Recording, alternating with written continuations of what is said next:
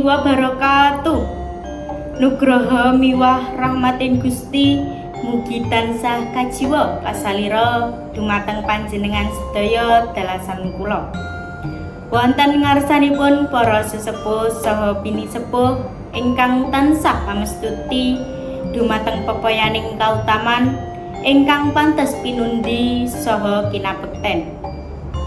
Wonten ngarsanipun para priyagung pangemban-pangembating praja satriyaning nagari minangka pandam-pandaming gesang ingkang linubering sedaya pakurmatan.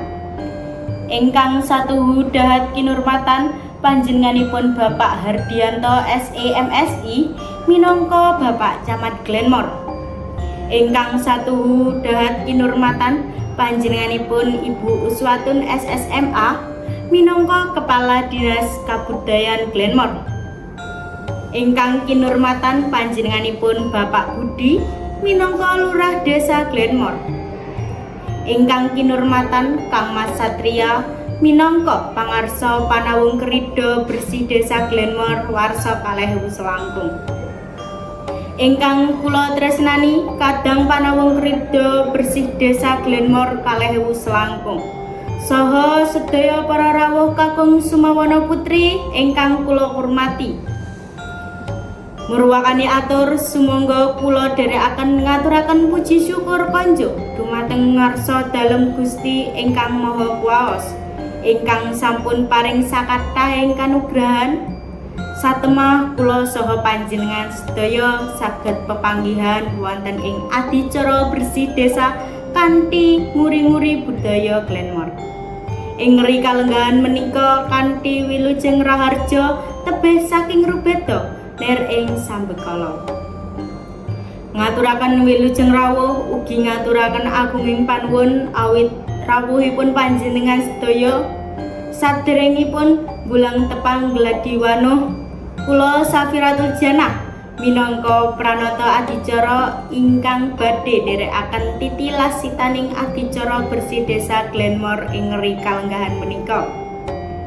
Salajengipun kaparenga kula badhe ngaturaken menggah rantamaning adicara bersih desa inggih menika pambuka, dedonga pamuji, atur palaporan pangarsa Panawung Krida, atur pambagya harja saking Bapak Lurah, tanggap wacana saking Bapak Camat Glenmore, tanggap wacana saking Kepala Dinas Kabudayaan Glenmore, pambukaning adicara bersih desa Banyuwangi warsa 2000 selangkung. Ingkang salajengipun inggih menika panutup. Mekaten menggah rantamaning adicara ingkang badhe kalampahan ing ngri kalenggahan menika. Mugi-mugi adicara ingkang sampun karantam saged lumampah kanthi rancak winantu barokahipun Gusti. Para rawuh ingkang minulya, sumangga adicara menika dipun wiwiti kanthi waosan basmalah sesarengan.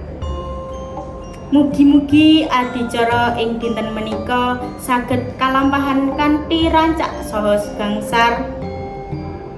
Sumangga adicara ingkang kaping kalih inggih menika ndedonga pamuji dumateng Bapak Utama kula sumanggaaken. Matur nuwun dumateng Bapak Utama ingkang sampun nderekaken donga panguji. Para rawuh ingkang minulya, adicara salajengipun inggih menika atur palaporan saking Pangarsa Panawung Krida dumateng Kang Mas Satria kula sumanggaaken. Matur nuwun dumateng Kang Mas Satria ingkang sampun paring atur palaporan. Adicara ingkang kaping sekawan inggih menika atur pambagya harja dening Bapak Lurah Desa Glenmore dumateng Bapak Budi kula sumanggaaken.